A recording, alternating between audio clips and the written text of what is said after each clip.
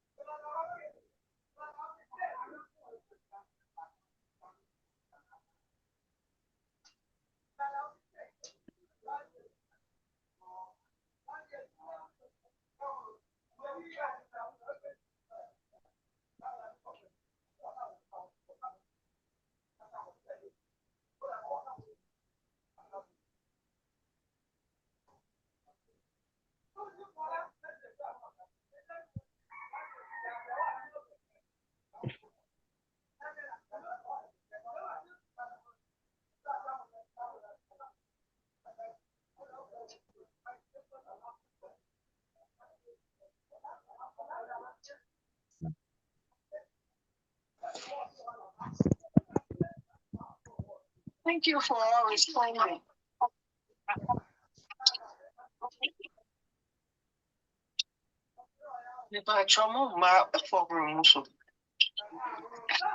Yeah, what is going on? We are online, and then you also call in here.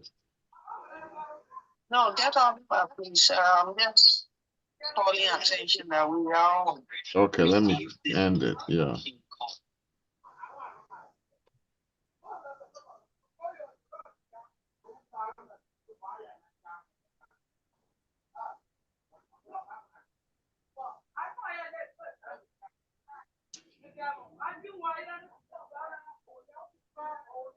There's no audio, Catherine.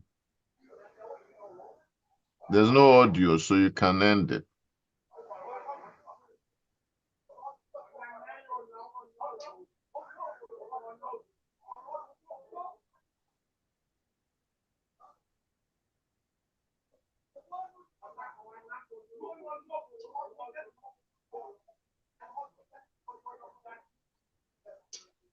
Can you hear the audio now? Yeah, now I think yes. This yeah. Okay. Emma. Movements or a group Okay. of able Yeah. Ghanaians Now. from all walks of life that really thinks about Ghana and how Ghana will move It's forward. okay? I think it's okay. Well, my side, I can hear it a little bit.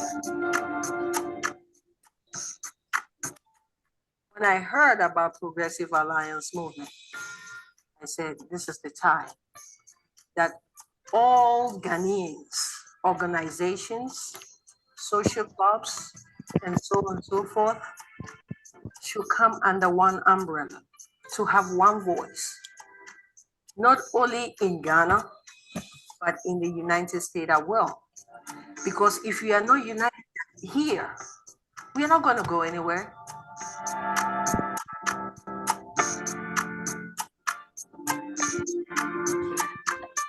What I see in Progressive Alliance Movement, and one of the reasons why I joined, their philosophy is, let us leave this world, and for that matter, Ghana, in a better shape than we found it, for the common good.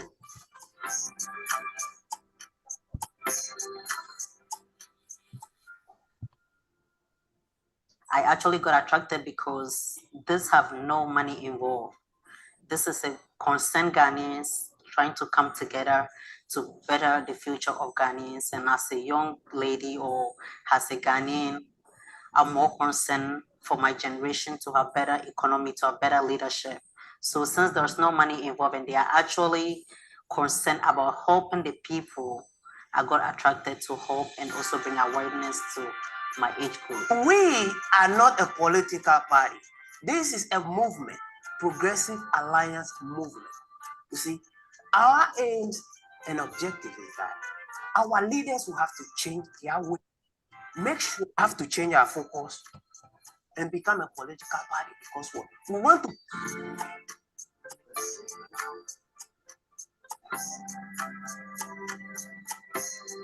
Since Kwame Nkrumah, we haven't seen any effective leader in Ghana who has been able to bring the form of infrastructure and developmental goals Ghana needs. We have realities of life and we have fiction.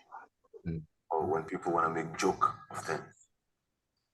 The country that we're coming from, Ghana, is a great country, regardless of what people say or people think. But Ghana is a unique place in the world. Before colonialism, before the white man thought of coming to Ghana, that geographical location had its own unique structure that God Almighty gave that country. But people greed and decided to send that country to something else.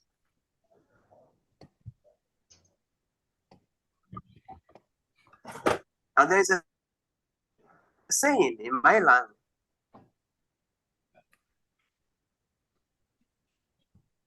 Okay, thank you very much. We are having some glitches, and I think it's coming from either my end. Can you see me?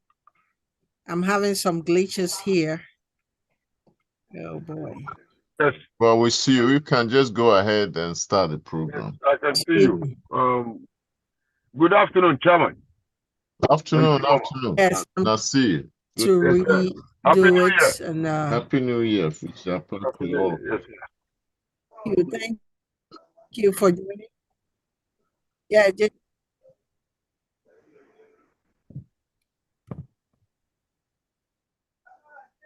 give me 1 second. It's restarting. I don't know why it's today's session, but no matter what, we are going to have. Yeah, let's start. This It's event. This 12:11, so let's start, Catherine. Yes. Please start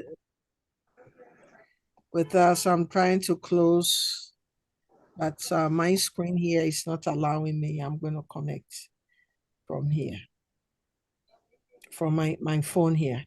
Thank you all very much. If you can hear my voice, my name is Catherine Kujo, the CEO of Progressive Alliance. You might end up making a crooked path. Okay, thank you. But the one behind you who sees where you are heading knows exactly that direction. So it's about time the people wake up, come together, speak to our leaders and say, listen, the way you are ruling the land is not right for the people because there's so much suffering going on.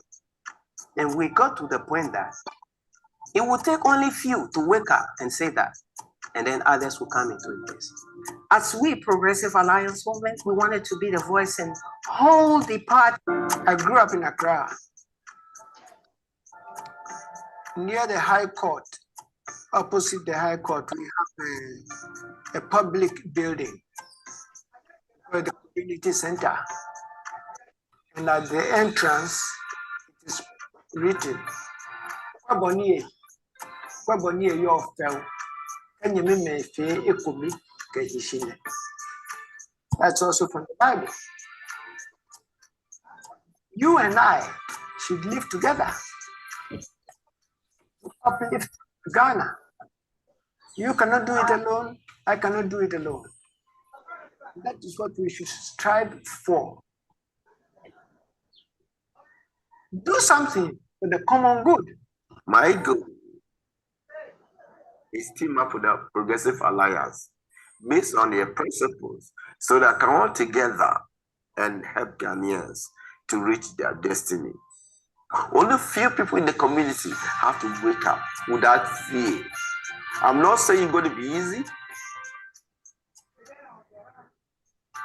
I'm not saying it's going to be easy, but with determination, you can make it.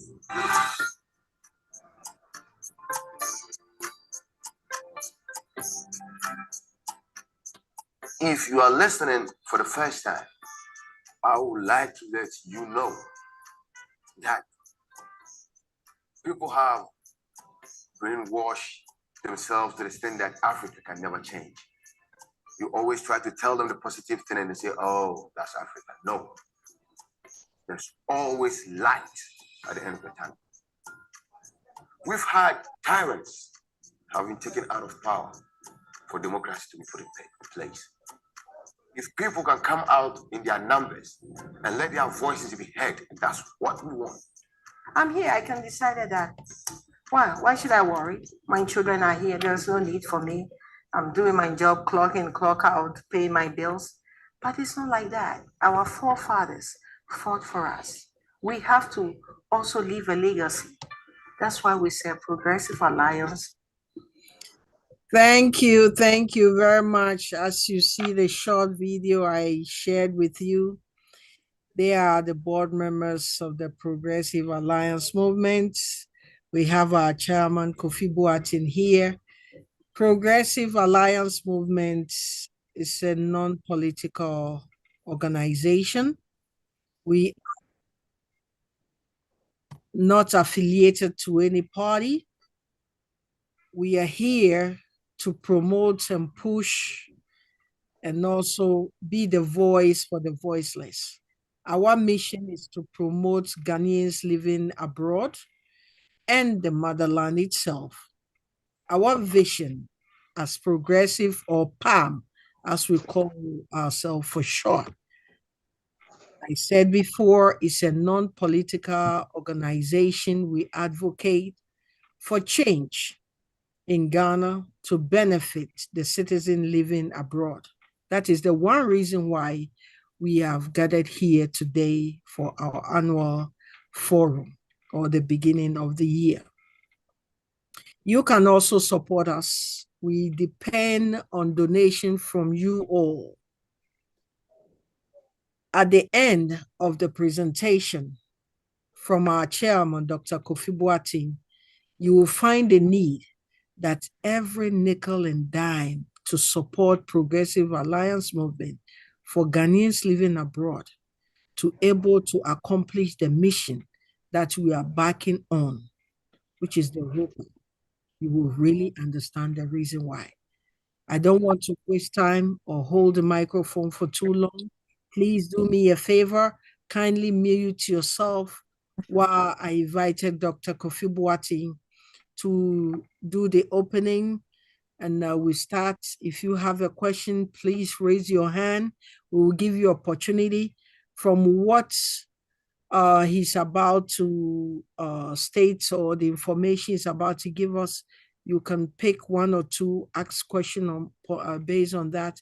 We'll answer you, but please raise up your hand so we handle it. We are streaming live on the Key Mama Show YouTube page. Thank you very much. And don't forget to click on the Palm link YouTube also. We will stream it there. Thank you. Dr. Kofi Boateng. Well, thank you, Catherine, and thank you all, my brothers and sisters, for joining us today. Thank you for coming all the way from Australia, Germany, Ghana, everywhere to show that indeed what the objectives of Progressive Alliance Movement PAM are also important to you.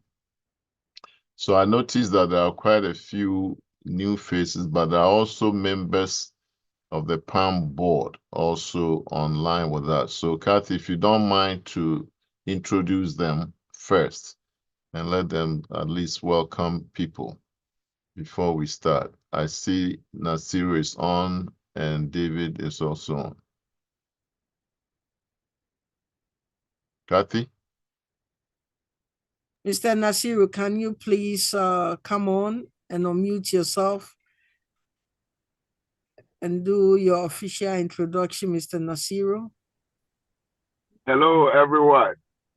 I'll start by saying Happy New Year, especially to my own father, Chairman.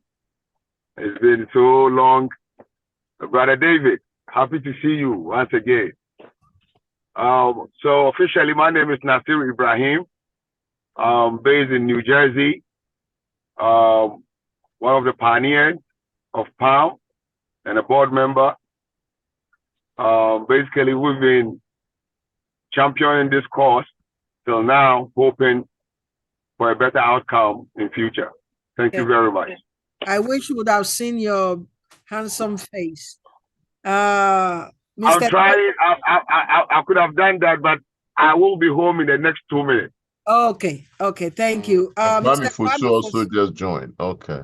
Please, can you unmute yourself and introduce yourself? He's one of the pillars. Mr. Kwame Fosu, can you please unmute yourself? Thank you. Thank you. Introduce yourself to all of us. I'm Kwame Fosu, a member of PAM, and I'm glad you are all there. Thank you for coming. He's one of the founders. Thank you.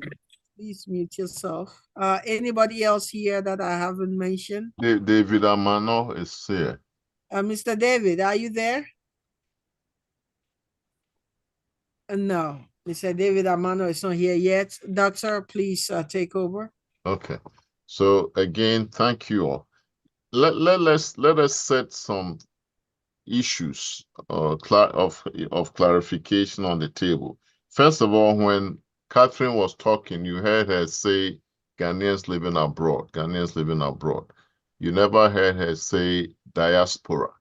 Why is that? It's very, very important that we make that distinction.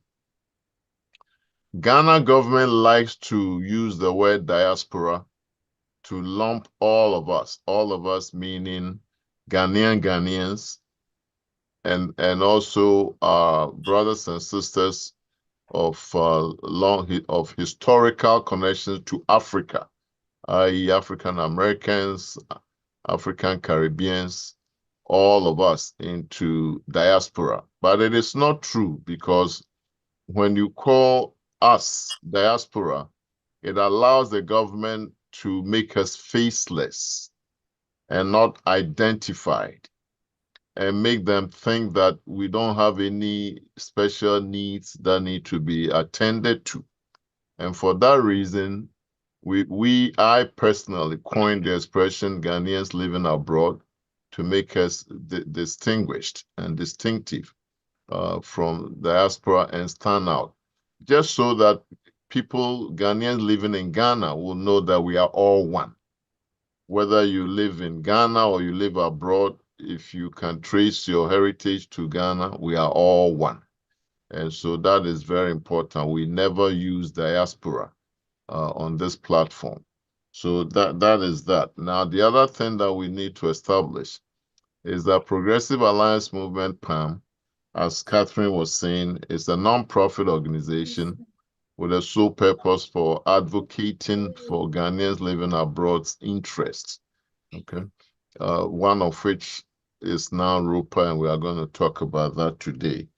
And it is non-political, meaning that PAM does not support any one political party as an entity. It doesn't mean that all of you, including myself, don't have political affiliations and sympathies on our own personal basis. So when we come together, we are non-political. Of course, individually, we are all politically conscious and responsible. And so that is the meaning that we have to also establish here. So that brings me now to why Ropaa. For those of you just joining us, you know Ropaa stands for Representation of the People's Amendment Act. And what is that? This is a law that was passed in February 2006 when President Kufuor was president, to allow us, Ghanaians living abroad. Now, here is where you begin to see why it's important to stress, not diaspora, but Ghanaians living abroad, to vote in Ghana's elections. And we'll come back to this important distinctions. That was 2006 when this law was passed, right? So nearly what? We are now 2024 when this law was passed. And we've had elections 2008, right after the law was passed.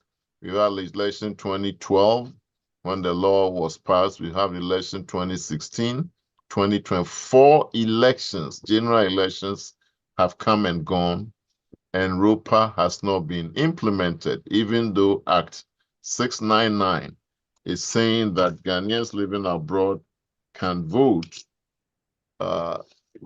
18 years later, it is not happening. It is not happening. And so what did PAM do about it?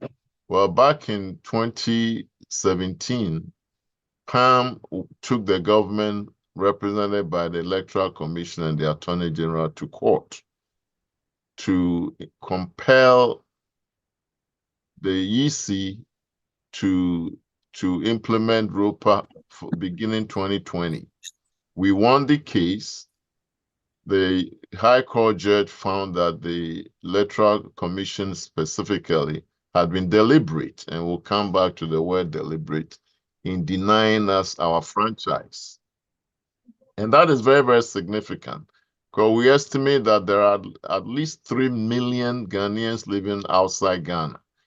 If we were a constituency, would be larger than any other region except perhaps for Greater Accra and Ashanti. And for the government to ignore this large constituency is something very, very serious. And on top of that, you've all heard that Ghanaians living abroad remit more than $5 billion to Ghana each year. And I say more than because by the government's own admission and their statistics, they record something like 4.5 billion. And we know that what they record is what goes through official channels, Western Union, money remittance companies, banks, and so on. all the monies that go through airplanes, Fakomami, take this to my this that are not even included. And the United Nations estimates that for every dollar of remittance that can be traced through the former channels, you should add at least 2.5 to 3 times. So that means that we are remitting at least 10 billion US dollars to Ghana each year, and we are ignored. Recently, on January 12th, I wrote an article that was published in a few places, Amandla being one of them, and Modern Ghana is another. And where I was saying that the government is playing a game of ignore. They are simply ignoring us. They're ignoring us, and I'll show you something. The invitation that you got said 2 things. It said there will be a representative from the National Identification Authority, NIA, specifically a secretary, Mr. Atifa, Professor Atifa, to be with us. Professor Atifa, are you on? Is anybody from NIA on? Anybody? Silence. And then there was also supposed to be a representative from the Electoral Commission. Is anybody here from the representing Ghana's Electoral Commission? Anybody? Silence. So the silence that we just recorded is showing you that officially the Ghana government, represented by its Electoral Commission and the National Institute, the Identification Authority, have chosen to ignore us, ignore 3 million Ghanaians living abroad, remitting $10 billion a year. How important is $10 billion a year? We've just learned that Ghana earned something like $1.4 billion from oil. After all that people talk about oil, we change the fortunes of Ghana. 1.4 billion, and that was 2022. 2023 went down to 1 billion. They lost $400 million. That's oil, 1 billion. Cocoa, 2 billion. Gold, 2 billion. So you have, even when you add cocoa, gold, and oil, it is equal to 5 billion, nowhere near the amount of money that we sent. The government recently borrowed $3 billion, as you've all read, from the IMF.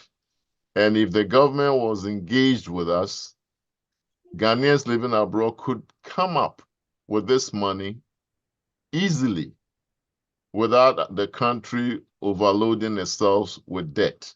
So our government is not being strategic and frankly not being smart in engaging us. And why do they ignore? I'm cutting right to the chase, okay? In your questions, you can ask me about history and so on. We can answer that. But today, we are very, very serious because we cannot invite representatives of EC, write an official letter to Jean Mensah, the EC chair, and also a letter to her deputy, Dr. Bosman Sari, and be ignored. The same way, not even a response from the EC chairman, Jean Mensah, not the courtesy of a response. We cannot write to Professor Kenneth Atifa, talk to them. I was in Ghana, talk to them, and also be ignored, not even the decency of saying we can or cannot come. Folks, there's only one interpretation. They do not have any intention of implementing Ropaa, at least not for 2024. That is why they are not here.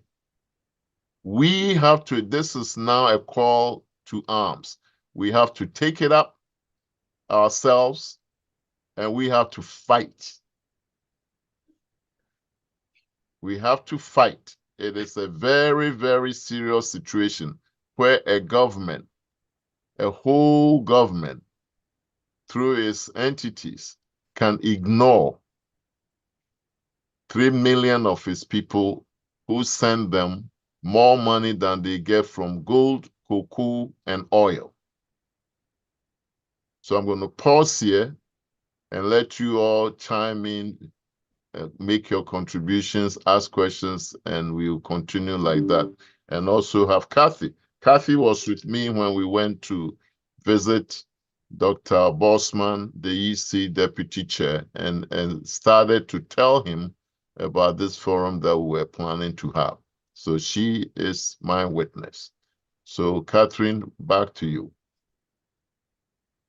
Thank you all very much. What doctor said, or it's true. We were in Ghana. We sat with the deputy bossman Asari, and I asked him twice. I said, "Are you sure that you will join the forum?" He said, "No problem." So myself, I'm very disappointed. And like doctor said, this time, I think we'll be going back to court again. And we are counting on you. Please, I'll allow you this moment if you have any question to ask doctor or myself and see how best we can answer you. This forum is for us. Now we know that they don't care about Ghanaians living abroad to vote, but they will rather come to us and solicit money from us. The ball is in your court. What's your question? Please Hi, raise your Catherine hand so you can be Raise your recognized. hand, please.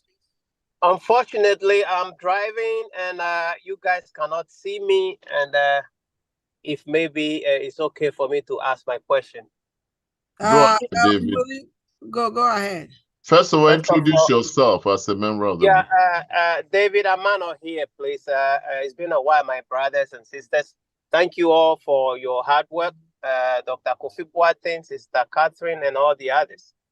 I'm here in Orlando, Florida, a Ghanaian, and as we all know, it's been a while now. I think we should all know that by now, from day one, we should know that the government of Ghana, either it being NDC or NPP, is just playing games with us. We are the citizens of Ghana, and what seems to not go our way, every way we can force our way to have our right, we have to, because this is not like we are trying to do something illegal. This is 100%. A Ghanaian living abroad must have a right to vote because our government supervises elections abroad, and they make sure that other countries or their citizens living out in another country are able to vote. And if our government knows very well that this is the right thing to do, and over 4 elections and they are still not doing it, we should know by now that they are just simply not interested in doing that, either it NDC or NPP. So we have to force our way. We have the tools. We live in the United States of America. If we take our case to the US government or whoever is in charge of international affairs of elections, I don't know who should do this, but if we said we'll find it, let us not waste our time anymore waiting for these folks to come to us. They will never, ever do it, as you can all see. Thank you. Thank you. Anybody else, please, if you can raise your hand if you have a question.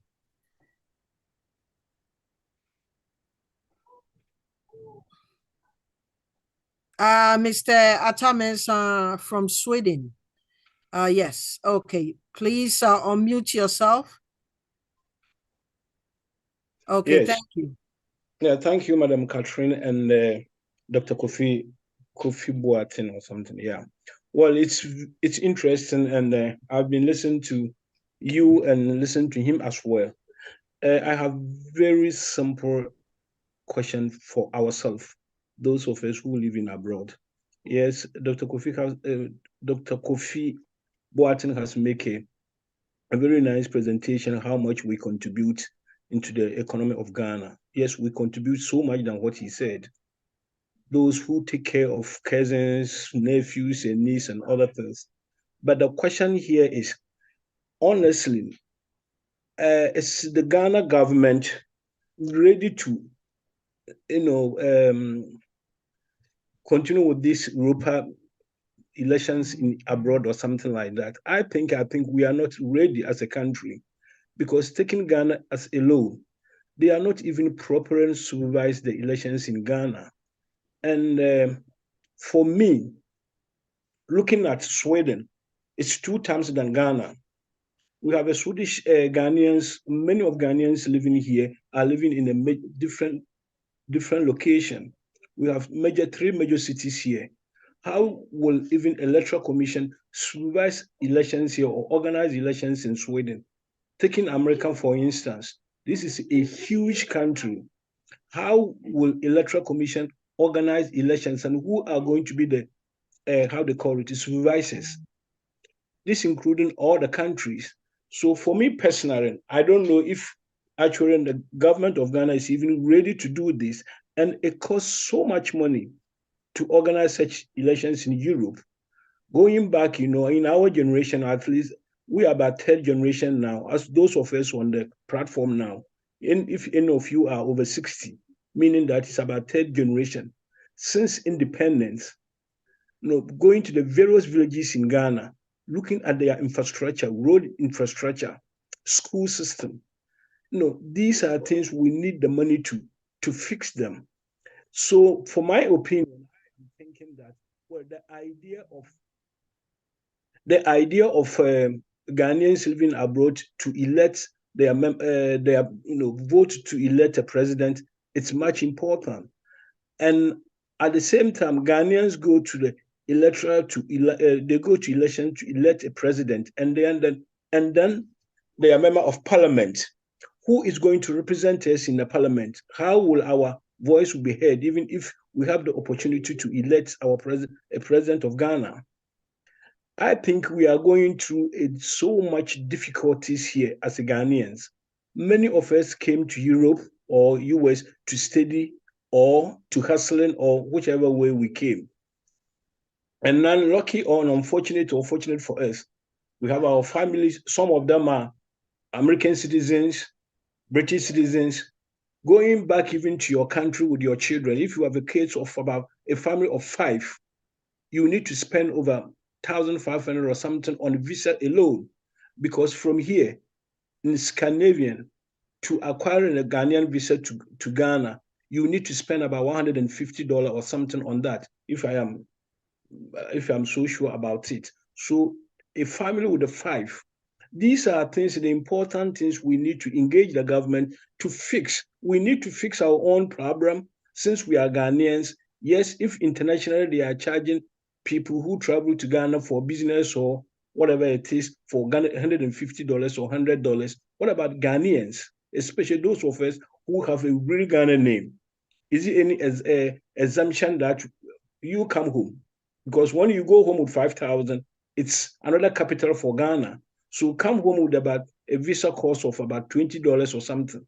These are things we need to prepare ourselves and see how could our voice heard. 3 million people, as he said, it's a huge constituency. And we are only interested to elect a president, but we are not talking about our MPs. So I think we need to. Yeah, if you pause, I think you've made. We will answer all your questions, but I want to give a chance to others also. David has his hands up, then we'll put them all together. Thank you, sir. Mr. Ankara. Mr. David Ankara, unmute yourself. Yeah, you are muted. Okay. Good evening, all, Doctor and Madam Catherine. It's my first time here. I saw it on one of the platforms, and I decided to come in and then listen. Thank you. Yeah, like my brother just said, I think there are quite a few important things that we should also be focusing on. Like you said, we don't have a member of parliament, and that is where they take the decisions. And one thing I want to bring to your notice, somewhere last year, around I think October, November, there was a forum here by the UGAG, Union of Ghana Association or whatever here in Germany. I live in Germany. And the deputy foreign affairs minister was here. So I asked the question directly about Ropaa. And he said he is not sure Ropaa is going to come on. So I asked why. And he said, if MPP try to implement NDC, fight against it. If NDC start to want to implement it, MPP fights against it. So the issue of Ropaa is not going to be today or tomorrow. He said it, I recorded it. Yeah. So I think if we really want Ropaa, like you said, you've been to the courts and things, I think we would need a concerted effort to really fight this issue.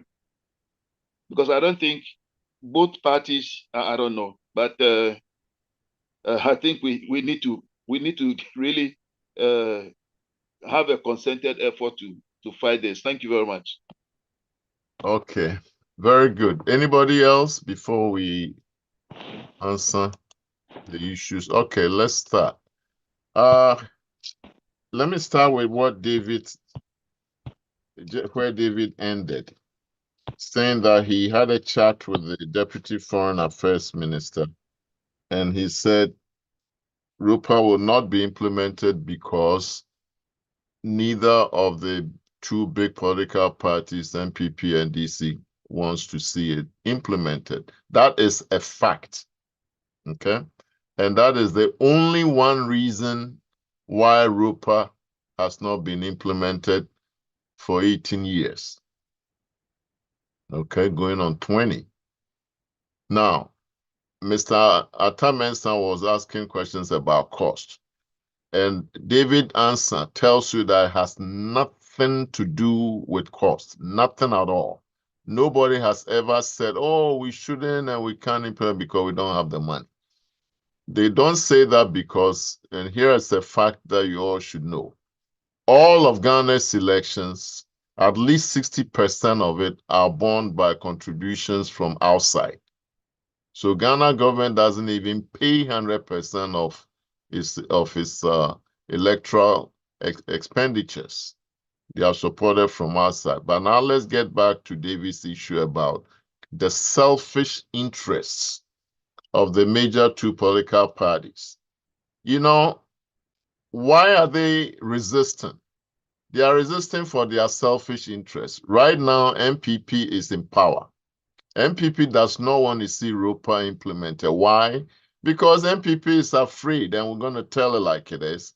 At least they are thinking that NDC will just unload hundreds and thousands of people from Togo because they all speak the same Ewe and register them as Ghanaians and vote against MPP. So MPP says, no, we will not implement Ropaa because it's not in our interest. Now, I guess let's pass the words. We will not implement Ropaa because it's not in our interest. We are talking about human rights. You will not say that you will not implement a law that is against murder because it's not in your interest because you want somebody killed. It doesn't happen anywhere like that. Nobody makes a law or prevent a law from being implemented because it's not in your interest. A law is a law. Ghana prides itself for being a democracy. Ghana prides itself being a country of laws. Then why did you make the Ropaa law in the first place? Why did you pass access? Nobody forced them. They passed it. So that is nonsensical. Now on the MPP side or the NDC side, and the NDC doesn't want to see Ropaa implemented because they are afraid all of you guys living in Europe and the US, majority of you are MPP sympathizers according to them, and so will vote for MPP, and so MPP will lose. Guess what? When you say MPP or NDC wins or loses, who are you really talking about? You are talking about 275 MPs and a president and a few people. In fact, if you count, you come up with less than 1,000 individuals who are actually benefiting directly from whether their party wins or loses. So we are willing to allow the interests of 1,000 people to override the human rights of 3 million, and we accept it as, oh, we also agree that it cannot be done and it's not going to be done because it will be a problem. No. Let us expose them. This is what I mean by for their selfish. On the other hand, if you implement Ropaa, guess what? I think Atta was referring to generations. It wouldn't be only those of us first generation Ghanaians on this platform voting. We will be telling our children about, because our children are also Ghanaians. They also have the right to vote. It extends to them. And they will also vote. And they will tell their children, and it continues. The same way that in the United States, every American outside the US votes. It's not the original people who were there when the Constitution was drafted. It is their children's children. And guess what? When our children and their children get involved and vote, they are all of a sudden interested in Ghana. Right now, most of them are tuned out. But when you vote, you are interested, you follow the issues going on because you have to decide who you are going to vote for. They visit more and they bring more foreign exchange, they bring their friends. Ghana benefits more and more and more beyond 1,000 or less people who benefit directly from not implementing Ropaa. So that is nonsense for us to allow two political parties to deny us our franchise. Because after all, Ghana does not belong to MPP. Ghana does not belong to NDC. Ghana belongs to Ghanaians, whether they live in Ghana or live abroad. When things are bad in Ghana, we all suffer because it means we all have to dip more into our pockets to support our families. Now, I think that covers a lot, but somebody, Mr. Atamensa, talked about the logistics. Oh, how are we going to be able to cover so much territory? Guess what? They have more than 22,000 polling stations in Ghana. They cover them. The Electoral Commission has experience in covering territories. That's no argument. Besides, here's something for you. We are not talking about something that Ghana is going to be the first country to implement. Just in Africa, there are at least 25 countries. David Amano alluded to that. At least 25 countries that have overseas voting. And they all have the same, and most of them are much poorer than Ghana. Niger, Liberia, South Sudan. These are countries much poorer. Senegal, Namibia, South Africa.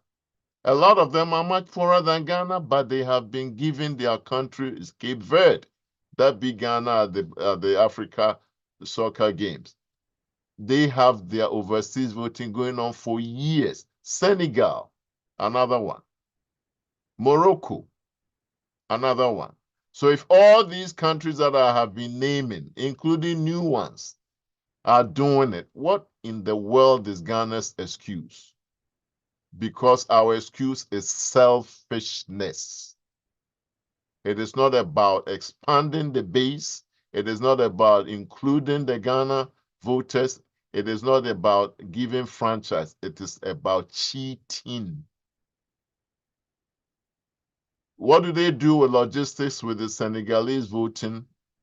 We've studied this. In Senegal, they are very experienced in doing overseas voting for more than 30 years.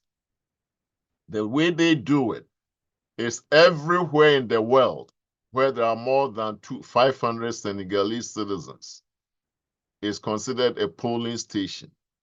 And the Senegalese citizens themselves It doesn't cost the government much.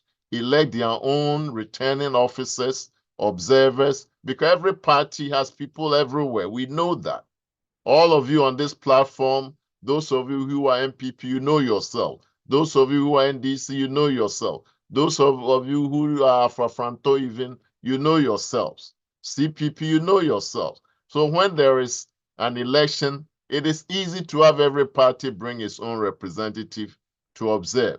And these days with text and cell phones, it's easy to count openly, record it, and send everything, the video, the result, instantly to Ghana. This will be the cleanest election, more than even in Ghana. In a matter of hours, we will know what the overseas votes are.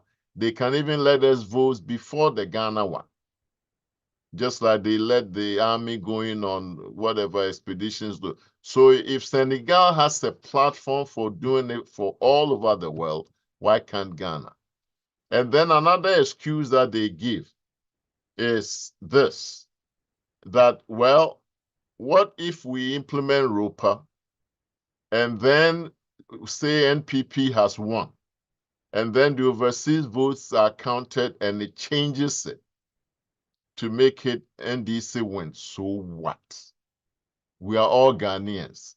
And I asked them, so what if you count the elections and NDC has won, and then you count Ashanti region and it turns it to MPP? Do you say, no, we are going to vote all over again? You accept that. So what is different? And frankly, in Cape Verde, about 10 years ago, the exact same thing happened. They voted and domestically one candidate won. Then they counted Cape Verdeans living abroad votes and they flipped to the other candidate. And they accepted it. No problem. Cape Verde is a country that per capita remains the highest to their country, and they appreciate that more than satisfying one or two people. And Ghana has to get there. Dr. JB Na from Germany. Doc, before we ask Doctor to come on, also Mr. Atamenson stated that, oh, what about if all this is done? How can our voice heard at Parliament? Let's answer that. Yes, Okay. Let's answer that.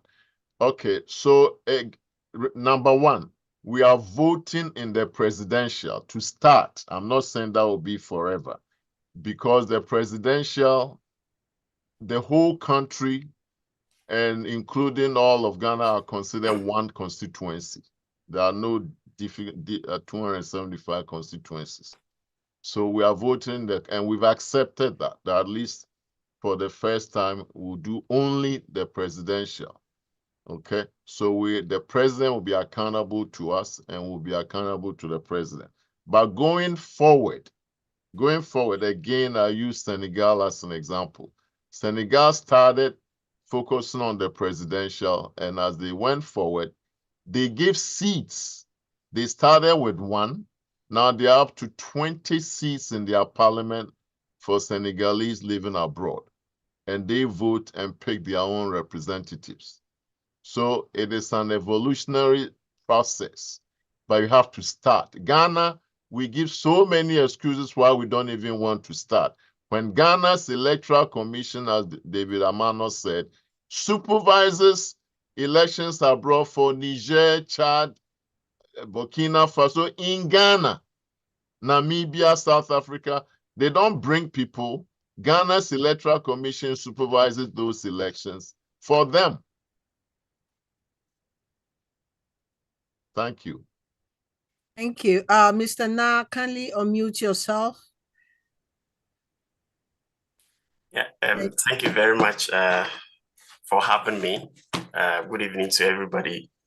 I must say that I want to say I saw this flyer on other platforms and I decided to join into to see what is being discussed, and particularly on the topic that was the catchy part, which is about getting your Ghana card and voting in 2024 from abroad issues, and then updates.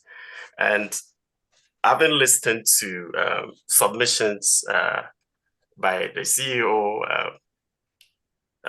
Key Mama, and my senior, Dr. Boateng, and other speakers, I do agree to most of the things, but I have some 3 issues. But the question I want to ask, which I would like you to, especially the conveners of this meeting, is that, do you think it's feasible that Ghana will be able to, in a way, bring in the issue of Ropaa in this upcoming 2024 general elections?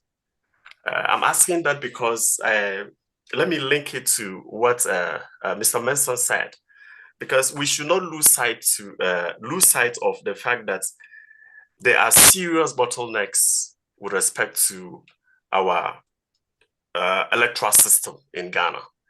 And I have done my PhD in ethnoecology in terms of local knowledge.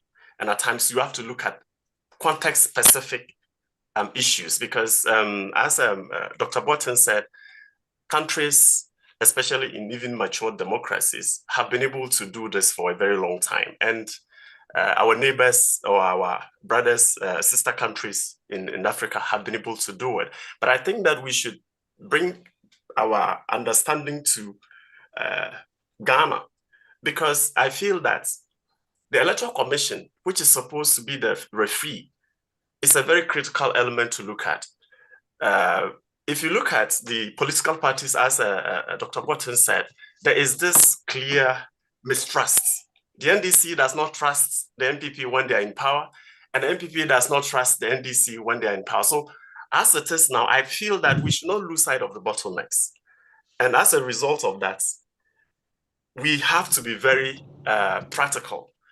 If we say that they must listen to us, is it really feasible?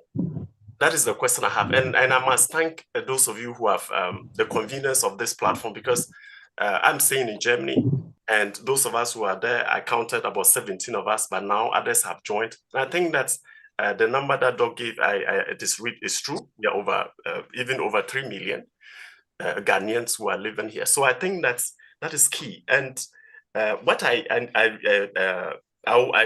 main question is the feasibility of what we are asking for. Okay, let's get right to feasibility. Yes, well, thank first you. of all, remember that this law was passed in 2006. Okay, so whatever it takes to do it, the Electoral Commission has had plenty of time to start with a pilot, perfect it, and improve it, just like everybody did. Okay, so we should not, in any context, make excuses for them. We've passed that. We've passed excuses. If we were talking in 2008, then we could make this argument that, feasibility experience, so maybe we should start small and grow it. We've passed that.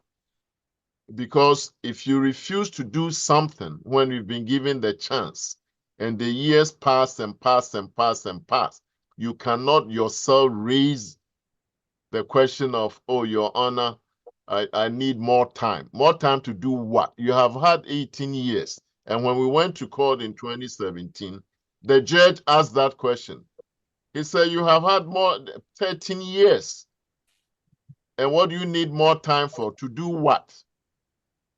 Okay, so that question is out. Okay, today we are telling like it is. Now, you raise the question of whether Ghana is different from everybody. You mentioned your PhD is in ethno-economics, and we should listen to our own context. Guess what? In 2020, the Electoral Commission, this is before COVID, the Electoral Commission itself formed a Ropaa implementation committee in its own environment. And that committee that was headed by Bosman Asare, Dr. Bosman Asare, went around Ghana. Some of you may remember. They went around Ghana to elicit the input of Ghanaians in Ghana. Talk about ethnoeconomics. They elicited the input of Ghanaians in Ghana, whether Ghana was ripe for implementing Ropaa. And the answer, the overwhelming answer they got was yes. Yes, yes, yes, yes, because Ropaa benefits us. Our people give us money, they support us, so extend the voting right to them. And after they got that overwhelming yes in Ghana, then they came to the US and PAM hosted them. I have Key Mama, David, Kwame Fusu, David Amano here, Nasil, they are all witnesses. We all work together to host them in the US. And then they had gone to Senegal to learn how the Senegalese do it. So I'm telling you all this to let you know that but for COVID, Ropaa would have been implemented in 2020. That's a fact, right, Key Mama? But for COVID came and they used it as an excuse. Oh, because of COVID, we know we don't. And then we took a stand. You guys in Germany, you should know this. We talk about extending the voting franchise to 3 million people. But since Kwame Nkrumah, Ghanaians who work in Ghana missions have been voting. A small number of us have been voting. Ghanaians who work in. For 2020, we stopped that. PAM stopped that and said, if we all don't vote, they don't vote. And we still maintain that position. The ambassador to Germany will not vote. The ambassador to the US will not vote if we don't vote. Okay? So once again, to show you the context, the Electoral Commission has done its own homework in Ghana to get the consent for exactly the point that you want to make, to get the consent of Ghanaians that yes, Ropaa is a good thing, go ahead and implement it. Have I answered that? And then you said something about what caught your attention was the national ID. Now, let's talk about, I'm going to talk about two things here that are takeaways for you. One is the national ID, the other one is Ghana passport. Because Mr. Atta Mensah was talking about the cost of getting visas for his 26 children when he takes, and grandchildren when he takes them all to Ghana. Okay. The good news is, thanks to the work of PAM and some of our friends, as of right now, anybody, this again why we distinguish Ghanaians living abroad, any Ghanaian living abroad, any, regardless of the passport that you hold, German, American, whatever, Chinese, can apply for Ghana passport. That's a fact. The Ghana government doesn't advertise it. Why? Because they get money from Atta Mensah every time he goes to apply for a visa for his children. But Mr. Mensah, so long as you and your children can trace grandparent of, you only need to prove that at least one of your grandparents is from Ghana, you're entitled to apply for a Ghana passport. So I encourage you all, if you haven't done that, to do that immediately. They will not even ask you about your local citizenship because the courts have ruled in Ghana and that one is implemented. So that shows you that we have to fight for things to be implemented. That has been implemented. National identification. Well, you saw in the flyers that you got that we had invited Professor Atifa to be here. He is the leader of the Ghana National Identification Authority. He isn't. But why did we invite him? Because some of you may have heard repeatedly that the NIA was coming abroad to register all of us to give us our national IDs. And they said that for Ghana, when you apply, you get it for free. Here they said they were going to make us pay the equivalent of about $50. We said, fine. Somebody, if you want to talk about cost, this is where they can make lots of money. Not only for the election, but to finance even the NIA itself that is broke. And they are not doing it. He's not here. He didn't send anybody. So we should not make any excuses for anybody. And that is our point. Thank you, Doctor. I see a hand up, Samsung SM. Host, can I, if you know, host, Yes. if you don't mind, excuse Good me. afternoon, Who's everyone. speaking now, please? Yeah, I'm Dr. Na. If you don't mind, I really will leave for another Zoom in less than an hour. So I just want to say this so that after which I'll get off the Zoom. I do agree perfectly with what Dr. Boateng said, but I have a suggestion and also to indicate that yes, in all that we have, in a question which is rhetorical, in all the problems that we have diagnosed or the challenges that we have diagnosed, who do we put the blame on? Is it the Electoral Commission? Is it the political parties? Is it the diasporans? So I think that that is where we have to diagnose the problem. When the problem is diagnosed, it is halfway solved. So I think this is a discussion point, and I think the PAM platform that we have done is a very good starting point. But I think that let us diagnose the problem. They are saying all kinds of things, and Doc and I, and many of us, we are researchers, and I think that a paper could also be produced. That's where my suggestion comes in, so that we are. Let me answer before you go, Dr. Na. Because I don't have time. I just want to. That's okay, but thank you. Thanks. Yeah, so I'm off for now, but thank you very much. Stay for your answer. Let's hear your response. Yes, here. Okay, thank you. The answer to your question, where is the blame, is all of the above. Okay. Pam has advertised this forum. We should have at least 100 people, at least here. They are not here. I mean, we can blame the folks in Ghana, but we should also take the blame. We should be interested in our own cause. We should fund and pay for our own cause. Okay. The blame is also with the president. Recently, for those of you who saw it, my recent article, I said, Mr. President and EC implement PAM. That was the title. After every Ghanaian president since we started with Kufuor, I have talked to, engaged directly on Ropaa. Another forum, I can share you their responses, because the EC takes its cue. The MPs take their cue from the president. Okay, so if the president doesn't wave the white flag to say, go ahead and do it, it is not getting done. And that is the sad truth. The same people who will go and sign off on IMF loans are the same people who would not work with us to get free money. Okay. And I don't have to get into. Thank you very much. Okay. So it's all of the above. So you can go now. But get your Ghana passport if you don't have it already. Dr. Thanks very much. Okay. Bye-bye. Mr. Samsung. Yes. Good afternoon. Afternoon. My name is Florence. My hand is off. My hand is up again. Who, Mr. Mensah, you wait for now. So those who haven't spoken will do that.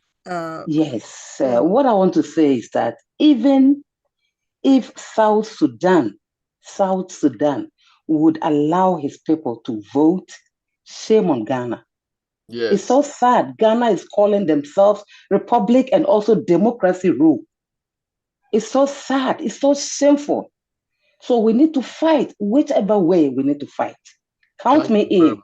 Wherever I have to help, I will stand up and fight with you. Thank you very much. Thank you. Please, your name again? My name is Florence Jackson. Please, after that, I will put my name so we can talk. Thank you. Key Mama, I know you very well. Are you in New York? Florence? Yes, I know you very well. Yeah, I'm part of Ghanaian American Heritage in Brooklyn. Excellent. Oh, okay. I'm with Jerry, Kansas. Oh, Jerry. Okay. Okay. So you know me. Yeah, very, very well. Okay. Oh, okay. I get it now.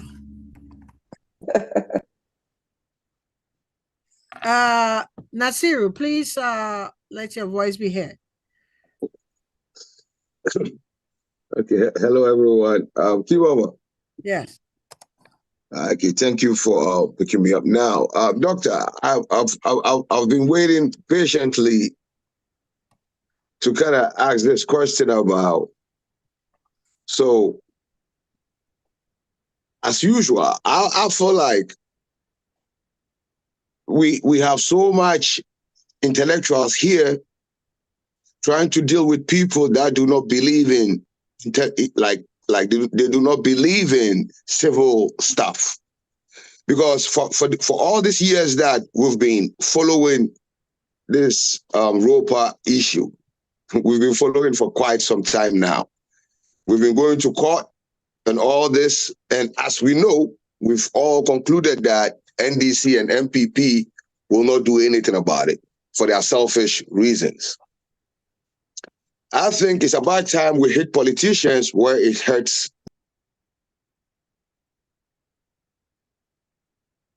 Unmute yourself. Okay, go ahead. This same NDC and MPPs will come to America, they will go to Europe, everywhere to make money for their campaigns. And they have donors among us, maybe that contribute to the various political parties. If there's a way, we so-called Ghanaians abroad can find a way to hit them where it hurts. All politicians' money is their lifeline. If we can hit them where it hurts, or at least get a guarantee from some of these presidential aspirants to guarantee that in their term they're going to make it work. If not, we should hold them liable for something. If not, I think, yes, the court will side with us because it's our constitutional right. The court will definitely side with us. But if the government in power and the EC refuse to implement it, I don't think it's about time we make our words become action. Because we witness the politics they're doing in Ghana. They're not playing this intellectual politics like having civil conversations like we have in here. It's crazy out there. Okay. So it's about time. Yeah, I got you. Actually, I have personally started to do that. I've started to get all the current aspirants to commit to implementing Ropaa, and I was pleased with one of them, I wouldn't name, who in their last presentation on TV said that his government is going to include all Ghanaians, including those living abroad. And so we're working on, but I'll take what you said one step even further. Remember what I said, that about 60% of Ghana's election costs are borne by donations from outside. That's where we should, and Pam, we've talked about this, but now we are going to do it. Yeah. That's where we are going to get them. We are going to go research and find precisely which agencies, and we are going to write letters to them. I wrote articles. Look, I'll tell you how bad things are. Recently, I told you just January 12th, I wrote a beautiful article. Not because I wrote it, I'm saying it's beautiful, but people who read it said it's great. Ghana Web did not publish it because Ghana Web is now owned by one of the big names in MPP. They did not publish my article. I even gave it to our lawyer, Samson Anyenini, to try if he could get the Ghana newspapers to cut. They did not. He got some low-grade entity to put it on their online somewhere. This is what we are fighting. So fine. If that's the way they want it, they will get it. We are going to do our research. We are going to expose Ghana that despite what Nasi was referred, I think that our sister said Ghana goes about boasting as the poster child of democracy. We are going to expose them that it's a sham. And so they should discontinue funding Ghana. And then we'll see. Okay. Thank you. Ajekwe Ajay, did I pronounce your name right? Kindly unmute yourself. Let's try to make it short. We are going to leave in the next 45 minutes. Okay. Okay. Yeah, my name is Ajekwe Ajay. I'm from Italy. I just want to make, I'm on transit, and so there could be some noise in the background. I'm at the train station. I just want to make a contribution. Regarding a point that has been raised by one of the comrades over here about the logistics with the elections. I just want to draw attention, the committee attention that I have been contacted by the Senegalese because hopefully they will be renew their election this year. I mean this month, and I've been called upon to become an observer. And basically, over here in Italy, they have an arrangement with the municipal system, the electoral, the Italy municipality, whereby they're going to use the electoral structures of the municipal, such as their police stations, voting booths, and also where necessary, the police station, they have to designate one of the municipality that they want. A number of, let's say, around 500 Senegalese can constitute a polling area. And if possible, and they want a police surveillance to ensure that there is stability, they will make it available to them. And even if necessary, and they may need their assistance also for the transmission, they will guide them. So I've been contacted by the parliamentarian of the Senegal parliamentarian of the Northern Italy, who has been my friend. And he invited me that they are going to, extend their invitation to me as an observer. So just like it has been said, the Senegal model, and like Doc has said, Dr. Watching has said, and Mamali Kimama, we are not the first country that we are going to introduce this thing. So there are best practices around. Therefore, this is only my contribution. And if I happen to be there, I will take some shot and photograph and even video to put it on the Ropaa platform where I'm also a member over there. Thank you very much. Thank you. Adekwe, please do. And Catherine, get all his contact information.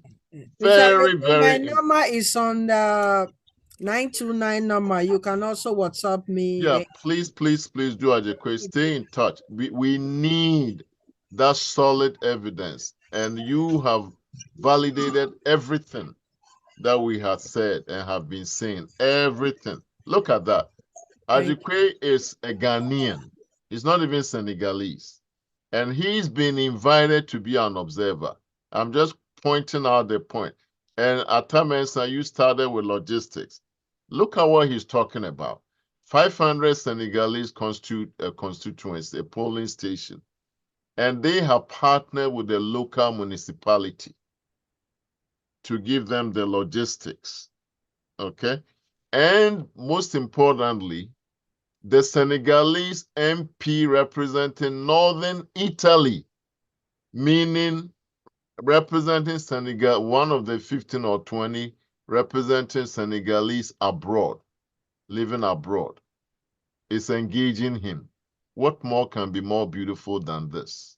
The same way that Ghana's EC supervises elections outside, our brother Adekwe is being invited to be an observer. Please, since it's only this month, take pictures, talk to people, documents that you get, send them to Key Mama so we can use with our own arguments with everybody. Thank you very, very much. That is. Mr. Gilbert, please unmute yourself and tell us your location. Mr. Gilbert. Abasimi. Yes, Gilbert Abasimi. Thank you.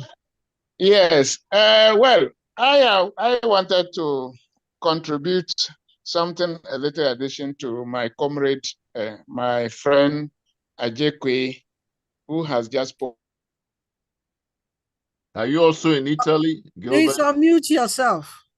contribution is. Are you also in Italy, Gilbert? Yes, of course. I'm in Italy. Sorry, Okay. I didn't say. Yeah. Sometimes when we are talking about the Ropaa, they come out. They come out to raise.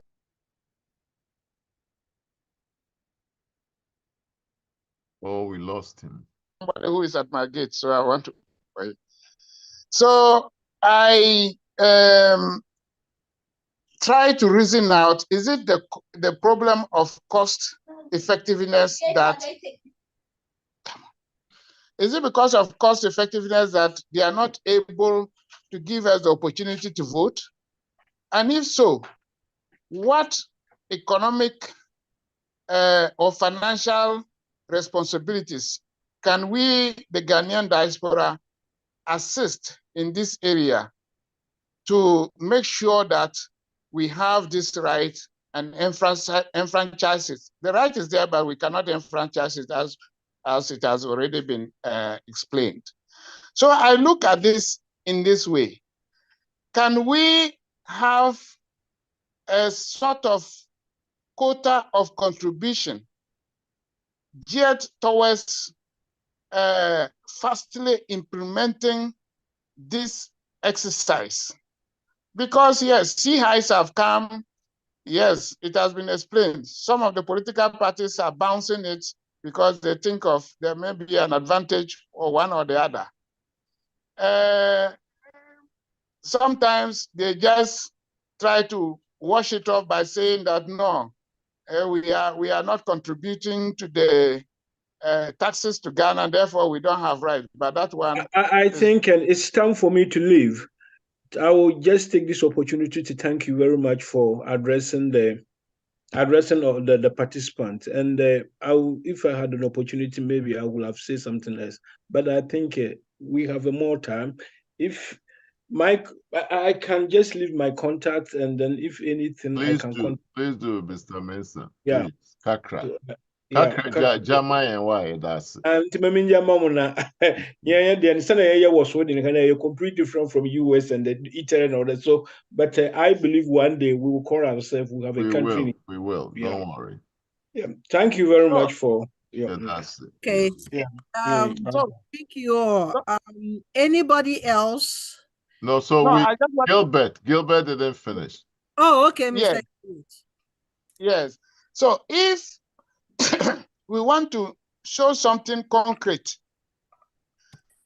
as a form of help to either the Electoral Commission or the Ghana government per se, in terms of financial and economic contribution towards getting the elections, we can try to create, if not possible by law, a sort of tax or contribution. We can make it a voluntary contribution.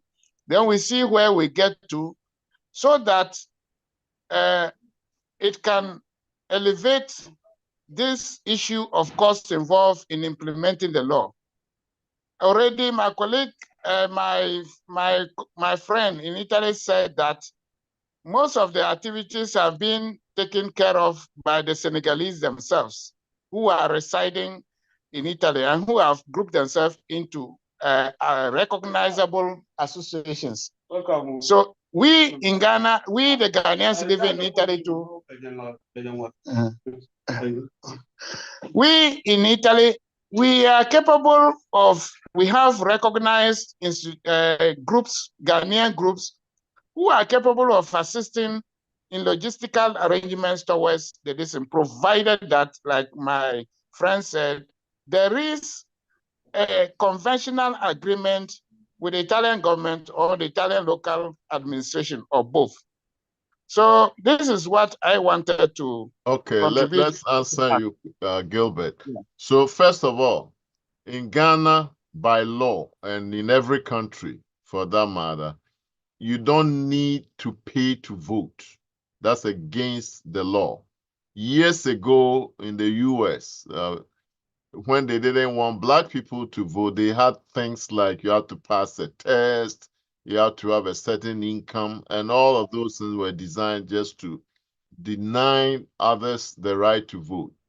And over time, they saw through all that, and country just abolished that. In Ghana, nobody has to pay a penny to vote. It's a right, and that's the same thing here. Having said that, we have been cognizant that yes, there will be cost to bear, and so through the national ID system, it's a mechanism for Ghana to raise some money. They have said they will charge us $50. We said fine, even $100, people will pay. But they are not doing it. Even when you offer to pay, they still don't do it. There's nobody here from the National ID Authority where we have agreed, yes, just come, give us the cards, we'll pay. Ghana is Ghana, whether we pay it through NIA or whatever, the money goes to Ghana. And even that they are not doing. So clearly, cost is not even the issue. We've said it, I don't know whether you were here, that the issue is selfishness of the political leaders. That's it. David? Good. Thank you very much again for the second chance to speak. As we are all here, my brothers and sisters, we all know what is at stake right now. Do Ghanaians living abroad really want to vote in elections in Ghana? We all know that is 100% yes. We all know that our politicians do not want us to vote. So we have all the tools in our hand on the international level to freeze them from hosting, from having elections in Ghana. You see, the cat and mouse game has been going on for years. They know that we are not able to do anything. But right now, if we do something to freeze them from having elections in Ghana, then they will take us serious. With that, we have to stop this talking and having meetings back and forth. David, thank you very, very much. I want to add to what David just said. Earlier on, we talked about hitting them where it counts by getting to the donor countries. What David just said speaks to another very important tool that is available to us. We can and should file an injunction on the 2024 elections. It's going to cost money because we have to hire a lawyer. We do have a lawyer, but we have to pay him to take this case to the court, to put on it. We will talk to the lawyer to let us know about when will be the appropriate time to file it, but it will be a simple thing. Since the Electoral Commission has been ordained by the court to implement Ropaa, and they didn't even show up. Today, Kathy and I had a conversation. Kathy was saying, oh, Doc, maybe we should reschedule or cancel our meeting because they are not showing. I said, no, let us continue, because if they don't show up, we use it as evidence. We have our letters of inviting them. We have the flyers. And if they don't show up, we don't have a better evidence that they don't intend to implement Ropaa than this. So with that, we can, next stop is our lawyer to say, look, this is what we are considering. And frankly, I have already broached that subject to him already and say, we've had this meeting. We have people from Italy, Germany, everywhere else. And this is where we all want to go. Either Ghanaians living abroad vote with our Ghanaians living in Ghana, or nobody votes for 2024. Are you all agreement with that? Because if you are, we are going to come to you to contribute. I'm 100% agreement with that. Okay, let's hear from the rest of you. I agree. Mama, make sure. I agree, 100%. I agree, 100%. Okay. I talked to Dr. Jan when he was there. We went as a delegation from Europe to Dr. Jan, and he was promising us before 2020 we must vote. Now he's not there, so I can't say he has failed his promise. The rest of you, let's hear from you. Anybody else? Yes, I'm in agreement. Okay. So, Yeah. Kathy, Agree. you have everybody's Agree. contact information. Agree. Yes. Agree, Florence Jackson. I agree, Pa Freddy. Okay. That you have everybody's contact? Yes, I have posted my number, contact 929-240-2149. Please inbox me. And once I think we will set up either we do the PayPal or we set a GoFundMe. Yeah, do a Zelle or something. Yes, then we can take it from there. Honestly, I'm very happy of this forum today. Once again, I'd like to thank you all for coming.